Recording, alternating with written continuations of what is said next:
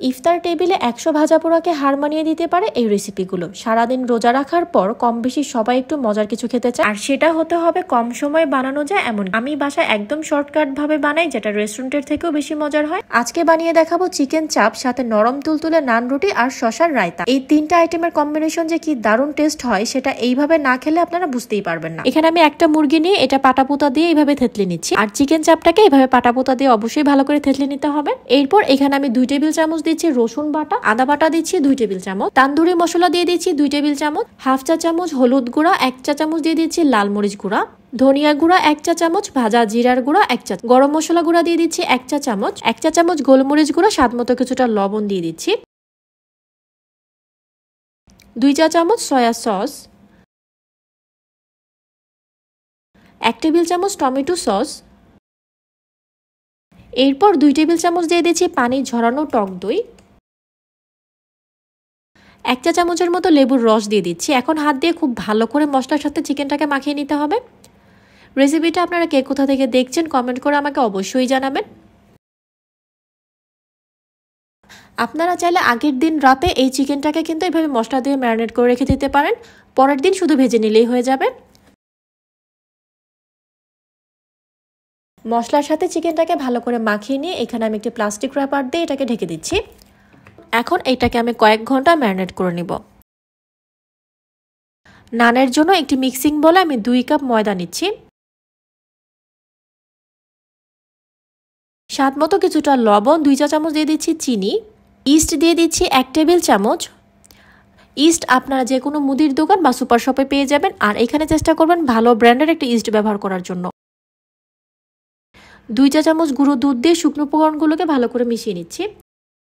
এরপর এখানে আমি হালকা কুসুম গরম পানি দিয়ে নরম একটি ডো তৈরি করে নিব। পানিটা কিন্তু একবারে দেওয়া যাবে না, অল্প অল্প করে দিতে হবে আর এভাবে মাখিয়ে নিতে হবে। কুসুম গরম পানিটা দিয়ে আমি নরম একটি ডো তৈরি করে নিয়েছি। নানের জন্য ডোটা একদম রেডি হয়ে গিয়েছে। এখন এটাকে আমি প্লাস্টিক র্যাপার দিয়ে একটি সাইডে রেখে দেব। চিকেন চাপটা এখন ভেজে নিব। একটা একটা করে চিকেন আমি এখানে বেসন দিয়ে কোট করে নিচ্ছি।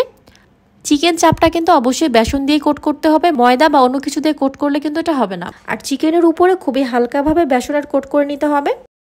খুব ভালো করে এক্সট্রা বেসনগুলো ঝেড়ে ফেলে দেওয়ার পর এখানে আমি তেলে ভেজে নিব। চিকেন চাপে বেসনের পুরটা কিন্তু খুব বেশি মোটা রাখা যাবে না। একটা পাশ যখন হয়ে যাবে তখন এটাকে আমি উল্টে দিচ্ছি। এভাবে উল্টে পাল্টে চিকেন চাপটাকে খুব ভালো করে ভেজে নিতে হবে। চুলার আঁচটা লো মিডিয়ামে রেখে এটাকে আস্তে আস্তে ভেজে নিব। বেশ কিছুক্ষণ ধরে চিকেন চাপটাকে ভেজে নেওয়ার পর এটা পারফেক্টলি হয়ে গিয়েছে। এখন এটাকে আমি তেল ঝরিয়ে তারপর তুলে নিচ্ছি। আর এদিকে নানের জন্য ডোটা কিন্তু দেখতেই পাচ্ছেন ফুলে একদম ডাবল হয়ে গিয়েছে। নানের ডোটাকে বানিয়ে 1 থেকে 2 ঘন্টার জন্য রেস্ট করতে রেখে দিতে হবে। হালকা একটু মথে নিয়ে এখন এটাকে আমি রুটি বেলে নিব। আর রুটিটা খুব বেশি মোটাও হবে না, আবার খুব বেশি পাতলাও হবে না, ঠিক এরকম হবে। এখন একটু শুকনো প্যানে এটাকে দিয়ে দিচ্ছি।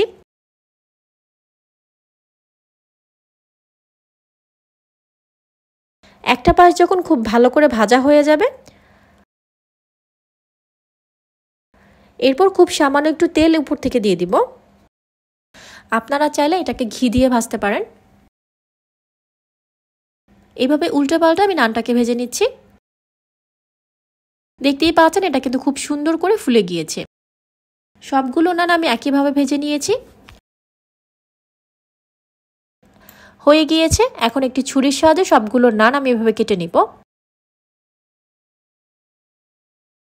নানগুলো কতটা নরম তুলতুলে হয়েছে আপনারা নিশ্চয়ই দেখে বুঝতে পারছেন। শসা রায়তা তৈরি করার জন্য শসাগুলোকে কিন্তু একদম পাতলা স্লাইস করে কেটে নিতে হবে। এরপর এখানে কাঁচামরিচ কুচি, ধনিয়া পাতা কুচি দিয়ে দিচ্ছি। সেই সাথে হাফ চা চামচের মতো গোলমরিচ গুঁড়া, বিট লবণ দিচ্ছি খুব সামান্য পরিমাণ। আপনারা চাইলে এখানে চাট মশলাটা ইউজ করতে পারেন। হাত দিয়ে একটু মাখিয়ে নিয়ে এখানে 2 টেবিল চামচের মতো দিয়ে দিচ্ছি টক দই। টক দইটা অবশ্যই পানি ঝরিয়ে তারপর দিতে হবে। এখন সবকিছুকে ভালো করে মিশিয়ে নিলেই শসা রায়তাটা তৈরি হয়ে যাবে।